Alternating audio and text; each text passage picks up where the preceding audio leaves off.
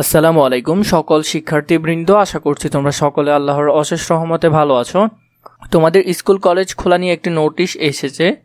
এটিতে কি বলা হয়েছে এবং তোমাদের শিক্ষামন্ত্রী মহিবুল হাসান চৌধুরী নফেল কি বললেন, এগুলা নিয়ে আজকের এই বিস্তারিত এই ভিডিও। তোমাদের শিক্ষা প্রতিষ্ঠান কবে নাগাদ খুলতে পারে, এখানে সবগুলোর বিস্তারিত জানানো হবে। শিক্ষা প্রতিষ্ঠান খোলার মতো পরিস্থিতি নেই, এটি বলেছেন শিক্ষামন্ত্রী নফেল। এটির মধ্যে শিক্ষা প্রতিষ্ঠান খোলার মতো কোনো অবস্থা নেই, কিন্তু কবে নাগাদ শিক্ষা প্রতিষ্ঠান খুলতে পারে এটি নিয়ে কি বললেন তা আমরা এখন জানবো।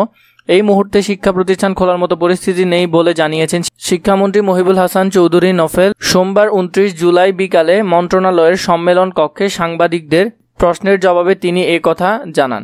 প্রত্যয় পেনশন স্কিম ইস্যুতে বিশ্ববিদ্যালয়ে শিক্ষার্থীদের সঙ্গে বৈঠক শুরুর আগে মন্ত্রী সাংবাদিকদের বলেন, এই মুহূর্তে শিক্ষা প্রতিষ্ঠান খোলার মতো পরিস্থিতি নেই।